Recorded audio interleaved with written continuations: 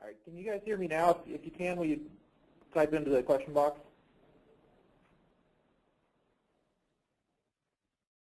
Okay. Okay, sorry about Got that, it. everyone. All right, well, let's start from the beginning, guys. Sorry about that. Yeah, our apologies. Okay, so to start over again, my name is Jordan Russell. I'm the SEO manager here at RealPro Systems. I'm joined today by Tiffany Telfer. She's our senior marketing manager. Good morning, everybody. I just wanted to quickly say, and it looks like most of you have figured out how to use that in the toolbar there, but if you have questions during the webinar or anything want clarified or sounds a little too technical, please feel free to type it in there, and we'll do our best to answer that as we go. If there's anything that obviously we want to take offline, we can do that as well. But like I said, feel free, use that box, and we'll make sure to get those questions answered. Great, thanks, Tiffany. And so today we are going to be talking about an introduction to SEO best practices, and we are recording the presentation, so if you miss anything or we're moving a little quick, there's a lot of information. It will be recorded and available for you to watch again later on. With that, I'm going to jump back into things again here. A brief introduction to any of you that aren't as familiar with RealPro Systems. We are the leading provider of real estate websites, and we offer a complete integrated marketing system. So it's all your front end and back end, and the system is really meant to scale with wherever you are in your career. So if you're a brand new agent, seasoned veteran, or you're part of a team, the system can grow with you and really meet your needs wherever you are in that career cycle. So getting into things, we're talking about what SEO, and so we want to talk about what is SEO. You've probably heard of it. It's kind of an internet buzzword. Basically, SEO stands for search engine optimization.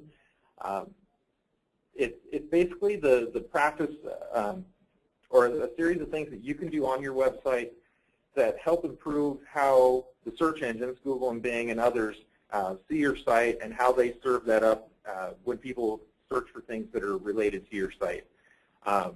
Although there are certain things that you should be doing to make sure you show up, and those are the things we're going to be talking about today, it's definitely not a checklist of kind of things that you can do to game the system. They're activities that do take time to show up, and so it's all about doing things really on purpose and making sure that you rank well within the search engines. Basically, in our industry, we call it white hat tactics. The things that we don't want to do are black hat tactics. So you've heard of SEO. People say, oh, you've got to do this for SEO. You might be asking yourself, why do I need SEO? If you build it, they will come is really not the case with a website anymore. Move back 20 years ago when there weren't a lot of websites out there, whoever existed was more likely to show up. Now, with so much content on the web, you're really going to have to do some work to differentiate yourself, especially in real estate where you're competing with a lot of other people that are going to have information about the same area that you are. So what we're going to be doing is talking about ways that both technical and some strategic ways that you can kind of make your site more authoritative in how the search engines look at it. An important thing to note as well is, SEO really isn't necessarily free traffic. While it's not a pay-per-click or paid advertising program, there's certainly costs involved in it. It takes time to optimize your site, and if time's not something you have, it can cost you money, whether you're hiring somebody to work for you, if one of your staff members is doing it, whatever the case may be, there's definitely a cost involved. And so you'll sometimes often hear SEO traffic being referred to as natural traffic, which is kind of how it is. Like I said, you're not paying directly for it, but there's definitely work involved. And so a lot of that work, like I said, there's going to be technical steps, but it's also about providing quality content that's useful for both real people that come to your site and for the search engines that are going to be looking at it. So looking at some of the best practices, we're going to be talking about things like keyword research, content, your content architecture, on-page optimization, link building, submitting to the search engines. And so those are all different pieces that we're going to be kind of going over here in a little bit more detail on how you can improve how the search engines see your site. The first of those is keyword research. And the first part I want to talk about is a couple of mistakes that you can avoid when you're looking at keywords. So some of those things that you're going to be looking at are choosing keywords that are too broad. Ideally, each of us would want our website to show up for terms like real estate, but it's just really unlikely that's going to happen. The term itself is too broad. It also has too much competition.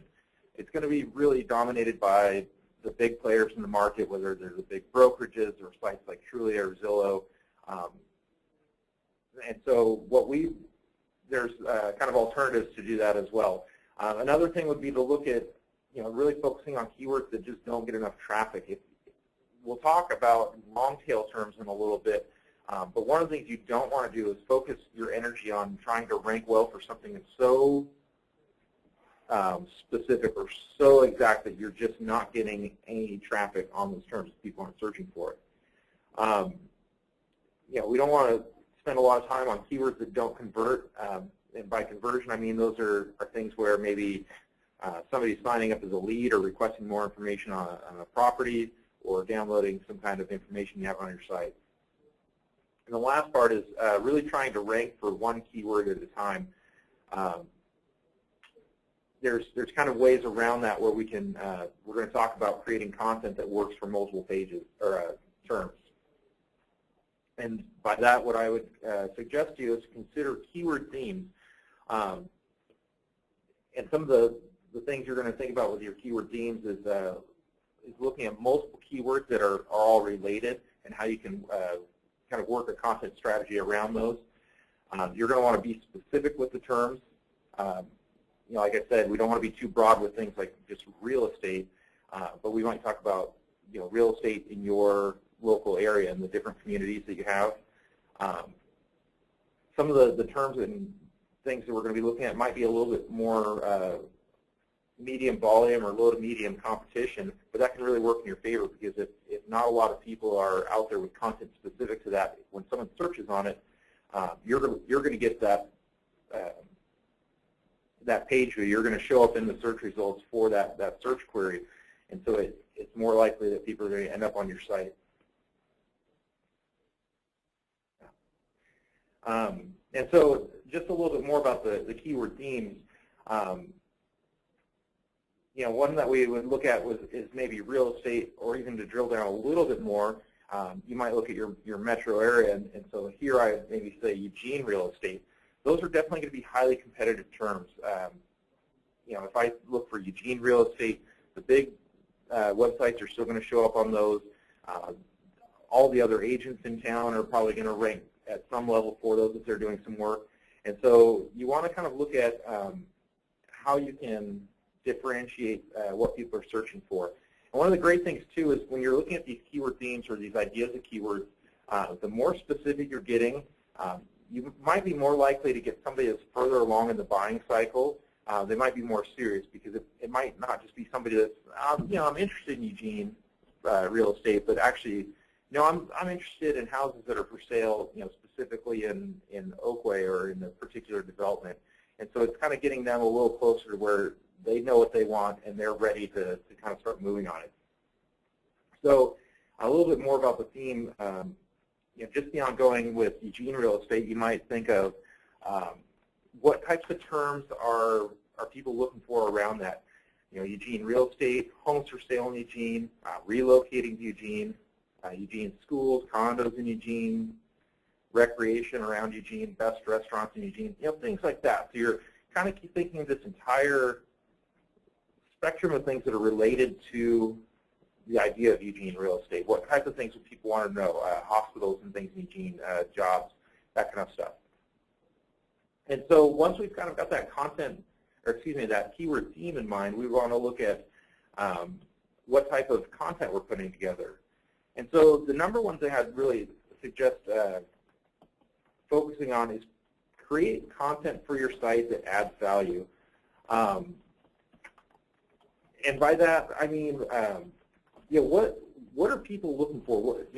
If you're interacting with a client, what type of information do they want to know about an area that maybe they're not getting from someone else? Because if you can differentiate yourself with the content that's on your site, it's really going to help. It's going to help with the visitors that are there, and it's also going to help with the search engines kind of showing your page to people.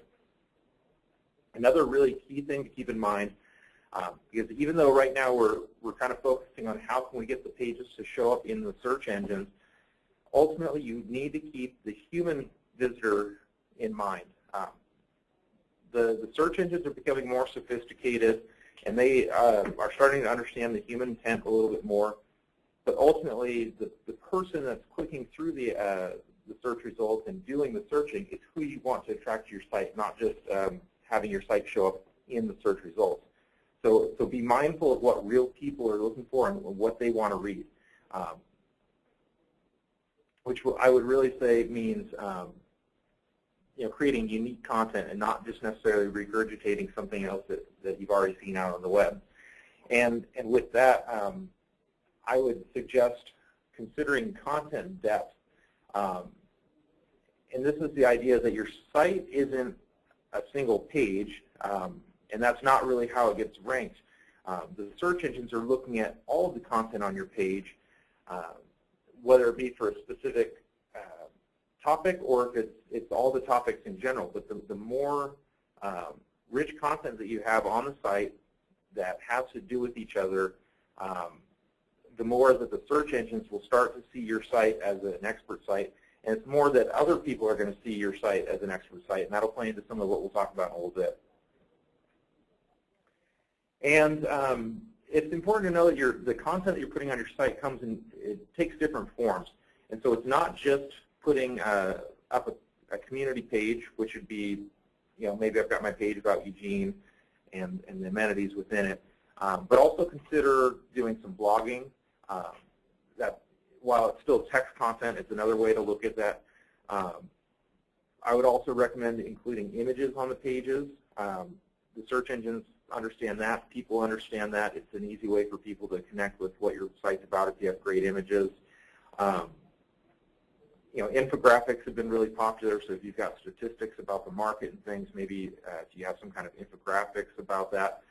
There's a lot of different ways that you can have content on your site, and so that's really up to you and how you do that, but I would consider some kind of mix of all those things to kind of really keep it unique and to keep people and the search engines engaged in your site. And then I would also suggest you leverage an IDX system. IDX systems are great because they add a ton of content to your site, especially an integrated IDX system. It gives you basically all the information from that your MLS is making available, and it's putting that content on your site. And so each one of those pages has the potential of indexing and showing up in the search results, but it also provides so much more information for your site visitors to engage with, and long term it's just really going to help you with that user engagement on your site, but it's definitely a lot of great content that you can include there. Thinking of that content depth, one of the things I want to talk about is the idea of your content architecture. And the kind of the idea that I'm going to discuss here is what I'd call content hubs. And these are kind of the points of interest within your site. And so for a typical real estate site, it's probably going to be the major area that you serve. And so kind of using our local area here again, we're in Lane County, Oregon.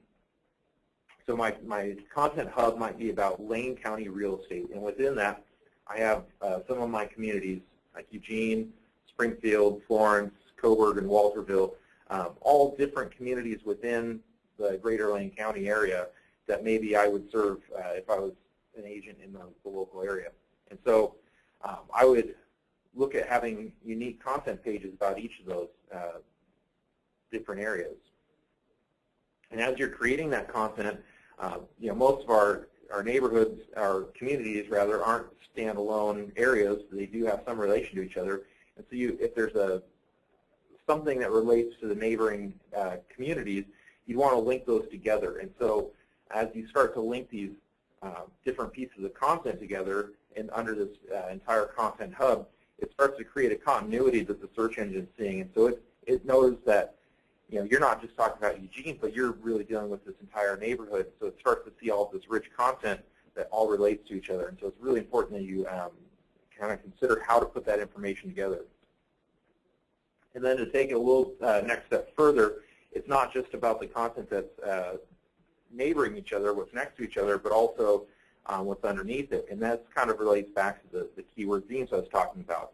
So perhaps we have a page that's about Eugene real estate, but then we'd also have additional pages that are kind of under that Eugene banner, which would be condos in Eugene, Eugene single-family real estate, Eugene acreage, Eugene schools. Maybe we even mention some of these in the main Eugene page, but now we can break this out into something even more specific. Maybe we've got Eugene golf, different recreational activities if those are really important in your area. And so then you have all this content that's leaking back and forth with itself, and you kind of see that in the image on the left. But then if you look at the image on the right, that kind of shows how even more, you've got your information for Eugene, but then next to it, the information for Springfield and Florence and so on. And so it kind of just shows how all this information on your site really starts to play together and tell a much bigger story. And so not only is that something that the search engines are seeing and looking favorable upon because they know that you've got a lot of great information there for somebody that's looking for it, but it's great once that person gets to the site, you should have a lot of information there that helps them understand what they're trying to find.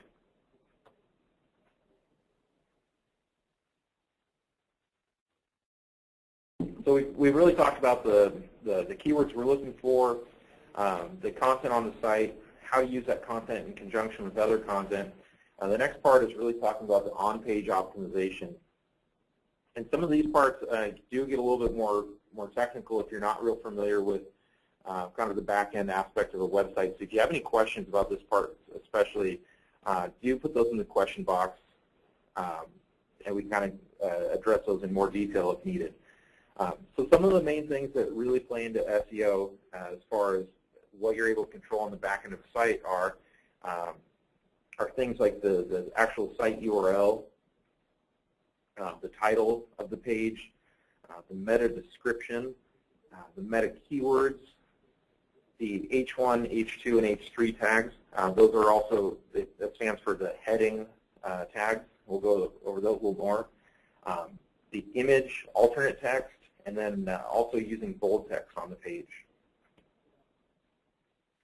I'm going to talk first about the title. The title plays into how your site displays in a couple different ways. This is definitely a key piece that Google and Bing use when understanding what a page is about. It's also typically used as a marketing tool because it is what shows up in blue when your site shows up in the search results. And so in this example, I have Eugene Real Estate from the sample real estate team. And you can see that that's how it shows up from the search engine, but then it also shows up in the top of your web browser when you're on that page. One of the things I wanted to mention about the title is that if you're familiar with titles already at all, you might have heard that the best practice for titles is to be under 70 characters. Basically, that was how much Google allowed you to, or they would display at any given time. If you had more than that, they would truncate the end of it and cut some of that off. And so it really makes you think about what you want to show on your page. So what I would suggest about your titles is to really emphasize what the page is about first. And then if you have additional room, you can include kind of your marketing piece, maybe your team name or something else after that. But you want to make sure that you have that piece that states this is what the page is about first. Another little note about that is Google recently, just earlier this spring, revised the way they display some of this information in their search results. And it's actually cut down the number of characters that they regularly show. Basically, they've added more formatting to it. So if I was searching for Eugene real estate, it would actually show up in bold, and it would actually cut off some of what shows. And so now the rule of thumb is to try to stay around maybe 57 or 58 characters instead of 70. There's a great tool available from Moz.com that lets you test some of those titles so you can see how they'll show up in the search results. I've got a URL here on the page if you want to write that down. But I'm going to also show some examples here of how that works as well.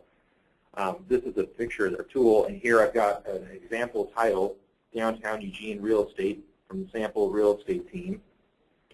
And then I'm going to enter my search, Eugene Real Estate. And you can see they've got a preview here of how that looks. And it highlighted highlighted Eugene Real Estate, and then also it highlighted real estate again, and then it cut off the word team because it got too long. And it shows an ellipses instead of the rest of the word. I can modify that and just have Downtown Eugene Real Estate as my title, and you can see it shows the entire title as I entered it, but it's still highlighting it with their newer formatting. Jordan, real quick, just to interrupt, that we got the URL up there. We had a comment that somebody wanted to make sure to show that URL, so just wanted to give them a moment to take that down. There we Sure. Go. Yeah, and that's the Google shortened URL there. If you copy that down, it'll take you right to that tool.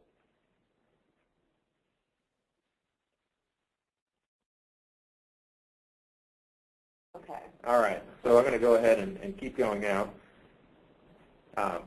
The next part that I really want to talk about is the URL. And the URL in this case, I'm really focusing on more of everything after the .com, not so much your actual domain name, which is part of your URL. But it's important to be mindful of how that presents itself as well. Basically,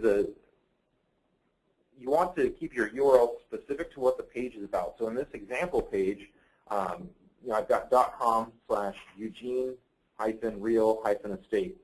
And that's very to the point. It shows that the page is about Eugene Real Estate. This is something that the search engine looks at, and it's also something that the human user is able to see. And so one of the recommendations I have here, like I said, is to keep it kind of short and to the point, or jump the gun. You want to keep it specific to what the page is about, but then also keep it short, because if your URL gets really too long, a lot of that will get truncated as well, and you might not see that. And you might do this already when you do a Google search. If you see the URL and it's really long and it doesn't really say anything about what the page is about, you might not be as trusting that the page is going to give you the information you want. So keep that in mind when you're, basically anytime you're creating your pages within even the RealPro systems backend, you're able to specify what the URL is. And so it's important to think about that as you create your pages. The next piece is the description or the meta description. It's not one that displays on the website itself. It's actually part of the code, the back end of the site. But the search engines do pick that up, and it's something that they display in the search results. If you don't have a description, they actually will oftentimes pick up some of the content from your page, and then you don't have any control of what that is. This piece actually doesn't affect the ranking result, or how the result is ranked within Google. It's really more of a marketing piece. It's how you present your site to anyone that's searching for it. So it's really important here to include a specific description, and also probably include some calls to action so that people really know what the page is about and what they can do on the page. Again, here there are some best practices. I would say anytime you can stay under 170 characters, you're more likely to have your entire description displayed rather than having some of it truncated. So again, keeping the most important parts of your description right at the front, what the page is about and what people can do, that call to action, is going to be really important here. The piece that I didn't actually have listed there, and I won't really show an example, is the keyword or the meta keyword. It's actually a really kind of an antiquated piece of information for the website. The search engines don't use that any longer for ranking purposes, And so it's really not one that I would even recommend putting time into. So if you leave the meta keywords blank, or the keyword field blank, it's really not going to have an impact to you.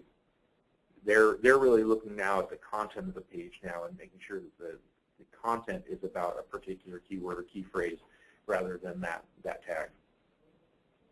Looking a little bit further at the actual web page, there are some things that we want to talk about here. The first is the H1 tag, and then also the H2 tag. As I mentioned before, that stands for the heading 1 and heading 2, and then there's actually also the heading 3. And basically those elements show up as headings on the page, and they're kind of an indicator to the search engines about what that page is about. They also will typically carry some formatting with them as well, and so even visually, one would be more striking than the other. In this case, our heading 1 tag, or H1, is Eugene Real Estate Information, and so it's really saying that that's what this page is about. In this particular example, the H2 is actually the same, so it's kind of reiterating that fact that this is Eugene Real Estate Information. And then our H3 tags, we actually have a couple of them on this page. And so we have shopping and dining, parks and recreation, living. If I went down the page, there's a couple others as well. Basically, those are in this hierarchy. We've already told the engine that the page is about Eugene Real Estate Information, and that these are sub-areas within that. So that it's really talking about shopping and dining in Eugene, parks and recreation in Eugene, and so on. And so it's important for you to use these different headings to kind of give indicators to the search engines of what your page is about. It also helps for your users as well, of course, because they know that I'm talking about the restaurants in Eugene and so on. The next piece is using bold text. There's really not any big secrets on how to implement bold text. Basically, when you're using a text editor and you're entering your content, you just highlight your text and then click the bold key. Basically, it's just one more way that you're kind of telling the search engines what your site's about. This is actually a great way to emphasize some of your other terms within that idea of the keyword theme. So obviously my kind of overall theme here is Eugene real estate, but if I also had maybe the term homes in Eugene listed anywhere in my content, I might set that as bold text just to kind of give a prompt to the search engines that, yeah, this page is also about homes in Eugene or kind of any other variation. It's going to pick up on some of that on its own, but it's just one more way that you can really kind of push that. The next piece is the image alt text or image alternate text.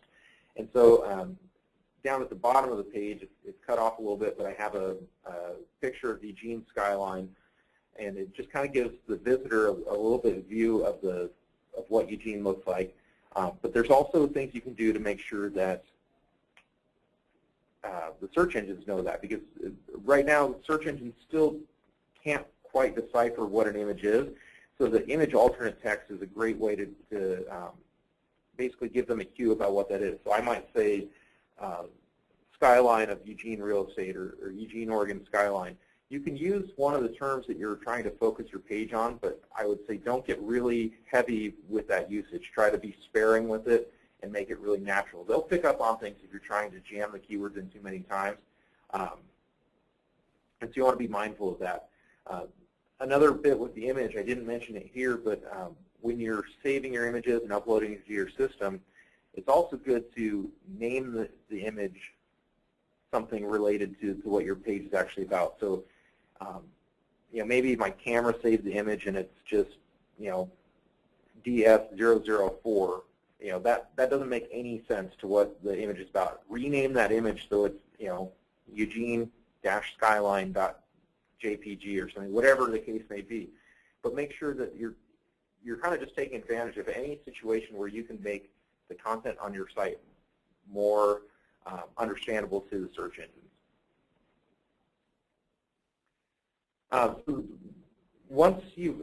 So just kind of a summary there, there's a lot of technical pieces that you can include on your site. Most of the time they're pretty straightforward to add. It's just getting used to using them, and once you do, it does really help make a big difference on how your site will show up. The next piece I wanted to go into just a little bit was the topic of link building. If you're familiar with SEO at all, you've probably heard of it kind of in passing, but you might not know a lot about what it is. And more recently, with a lot of changes that Google's been making probably over the last 2 years, you've probably heard more negative things about it than anything. But the truth is that link building is still an essential piece of SEO. And basically what link building is the idea of getting other people to link to your website. Search engines look at your website a lot like how you probably wrote a research paper in school.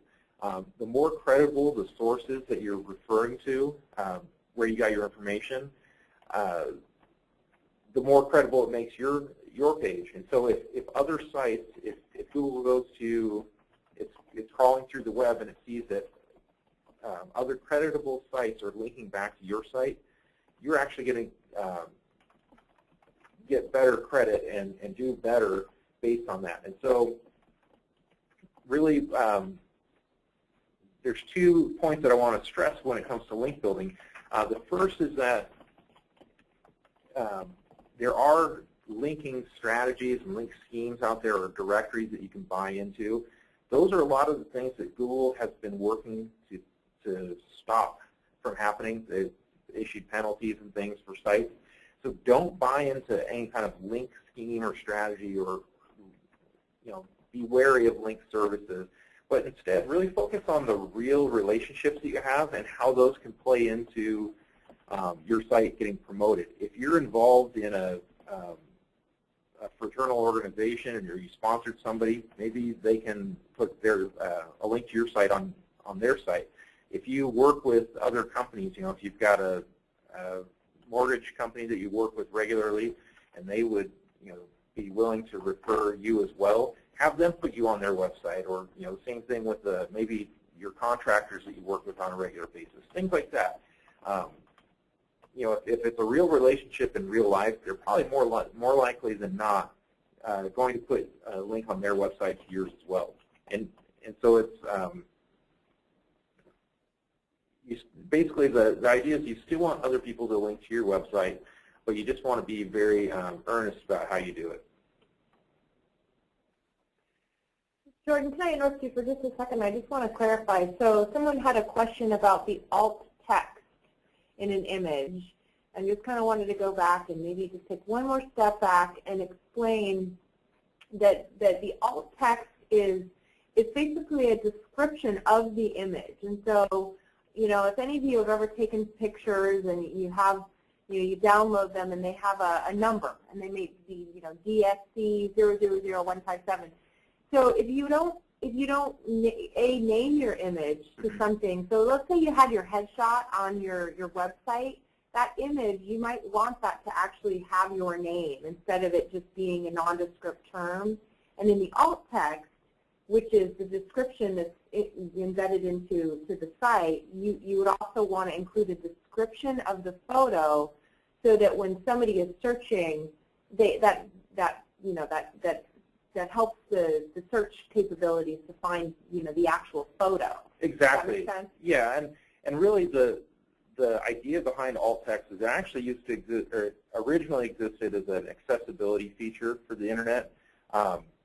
If you've ever noticed an image not loading, it'll actually put up in text that description of the image. But as an accessibility feature, it was there so if they were visually impaired searching, using their computer and it was going to read to them, it would actually read to them that description of the image because they couldn't see it. And so the search engines are using it in that same way. They use that text to understand what that image is about because they can't see it. All right. If for any reason that didn't do it justice, let us know and we'll follow up afterwards. Go ahead, Jordan. Sorry about that. No, it's okay. Thanks, Tiffany. The next piece is really about submitting your site to the search engines and making sure that they know where to look to find your information. like I said early on, if you build it, they will come is not the case anymore. It is possible that the search engines will stumble upon your website. If one of your friends or colleagues linked to it somewhere else on the web and Google was crawling through, it's possible that they will happen upon your site. But one of the best things you can do to increase your visibility is to actually use the site or the search engine's own tools to promote your site. And so both Google and Bing offer webmaster tools, which is a portal for site owners to be able to promote their website and make sure that things are working well. If you do a simple Google or Bing search for Google Webmaster Tools or Bing Webmaster Tools, they're going to come up by first in the results, and you can sign up for them. Basically, with the tools, probably the most important thing you can do is submit your sitemap. The sitemap is a page that's generated by our system that says what all of the pages on your site are. And by submitting that sitemap to the search engines, they have an idea of what pages exist on your site, and they know where to go to access that information, to crawl through it so that they can serve that up in the search results. The great thing about submitting that sitemap is it gets updated automatically when you add content to your site or you change the content on your site.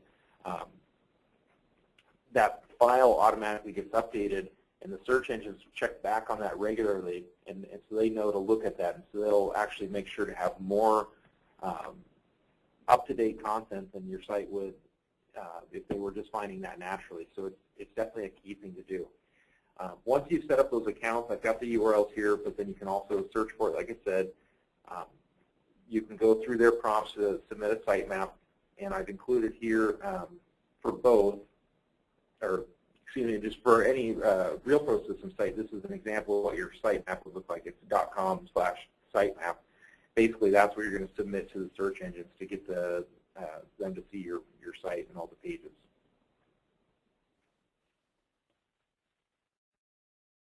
And then really the last part I want to talk about is the overall implementation, how you're kind of putting the SEO efforts out onto your site. There's definitely a lot of things I talked about here, and if you haven't started with any of them, it can definitely take some time. So it's really important to be realistic about the time it's going to take to create content, to consider keyword themes, to go through a lot of these steps, and then do what works best for you.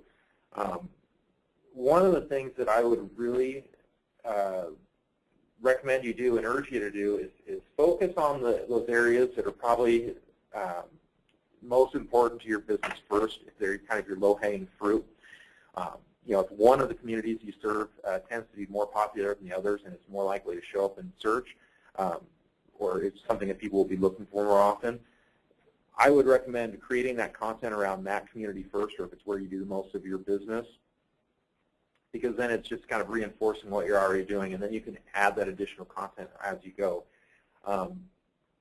I guess going back just one slide even, I would recommend setting up those Webmaster Tools accounts first. It's just a really easy thing you can actually do, and it helps the search engine see everything else you're doing. Considering your content strategy on your site, remember that you are positioning yourself as the local expert. You want anybody that's coming to your website to understand that you know the area, and you want to make sure that it positions yourself that you know it better than the other people out there. And so that's why that content's really important, not only to get your site the visibility, but then you want to make sure that you're convincing those potential clients once they get to your site. Talk about things that maybe somebody else wouldn't. You can talk about the restaurants and amenities and things like that, but if you know real key local things that are just kind of the flavor of your community, focus on those as well, because those are great things that people will want to know. And then whether it be revising your content occasionally or putting up blog posts on the site, always continue to add more content to the page. One of the reasons you want to add additional content to your site regularly is because with that sitemap that you're putting in, it actually has dates listed of when things get updated. So it helps the search engine see that there's new content going up on a regular basis, that it's relevant, it's fresh. And then if you do connect with people, they're going to have more information to come back and see on a regular basis. And the blog is probably one of the best ways to do that. It's really easy to use. It doesn't have to be a long post or anything.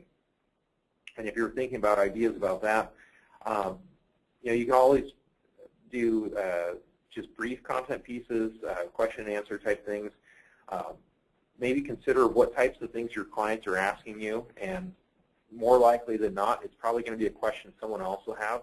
So maybe you'll write a post about that and kind of answer that and give them more information.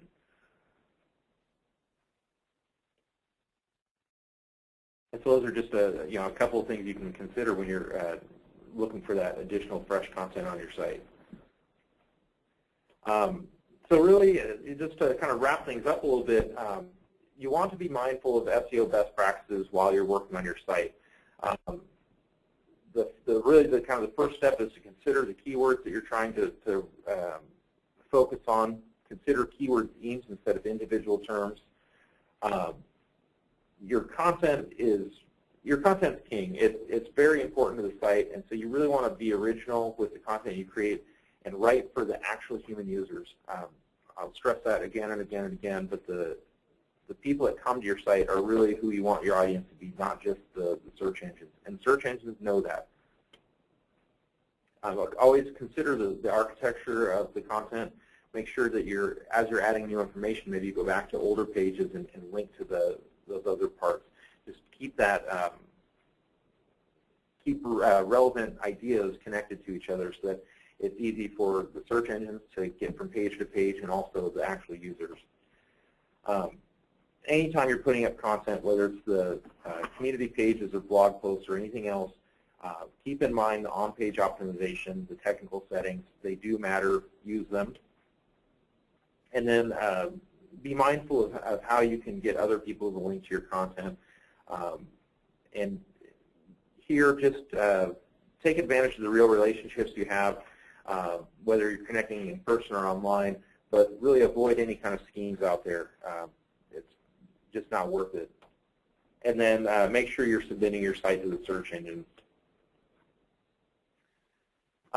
So with that, I do want to mention that RealPro Systems does offer SEO services as part of our professional services department.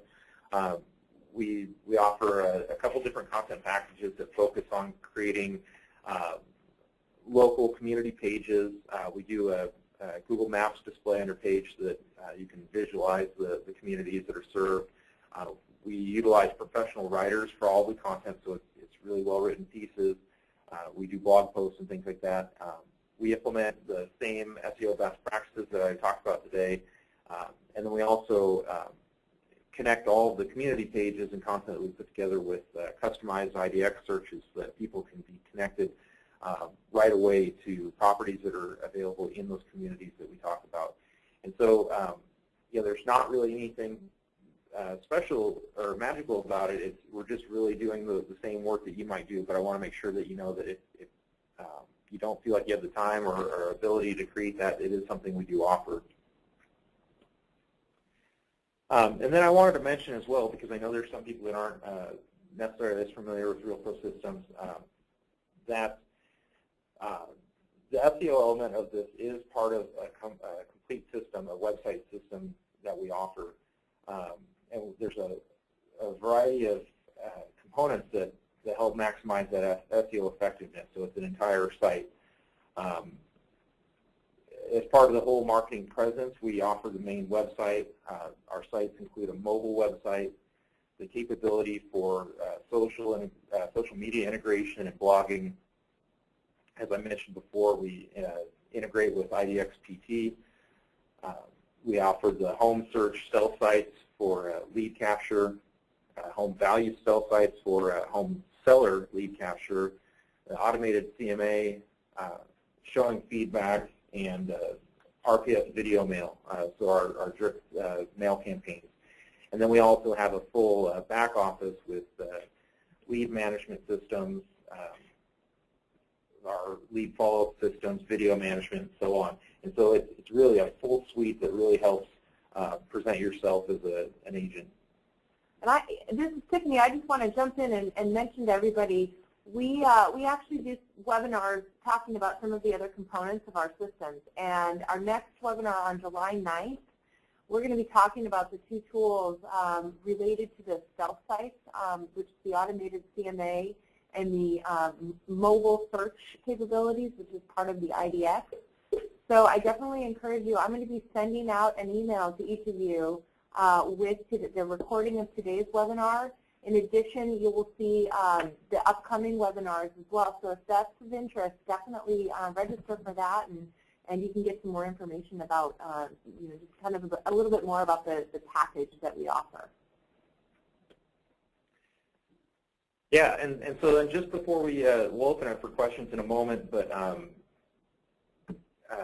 as I mentioned, the SEO services and everything else are things that we offer. And so if you have any questions, whether you're an existing client or if you're interested in the system, feel free to give our sales consultants a call. The number is 541-743-8510, and they'll provide a complimentary consultation, or if you're already with us, they'll help make sure that you can get the features that you're looking for. So with that, I do want to open things up for questions, if there are any. And yeah. I'm just going to bring something up. It's come up in the past that if you don't have a RealPro Systems website and you're not a current client, sometimes accessing some of this information is something that might be a little tricky. So as far as changing your headers or making your edits to the things that Jordan talked about today, that's come up in the past, and it's definitely something that your webmaster would have access to, or whoever's hosting your website. So certainly, it's not something that might be easy to get to. So that's again a reason why you just want to you probably want to make sure that they understand that they want you, that you want them to be making these changes and whatnot. So just to kind of mention that. Great. I think we did a pretty good job of answering questions that came up as we went. If anybody has any additional questions, feel free to just shoot us off an email, and we can certainly take those on a individual basis and make sure to get all your questions answered. All right, I think that's it. So. All right, well, thanks everyone for attending. As Tiffany mentioned, she'll send out more information about our next webinars. We appreciate you joining us today. Thanks, and have a wonderful day. Bye, guys.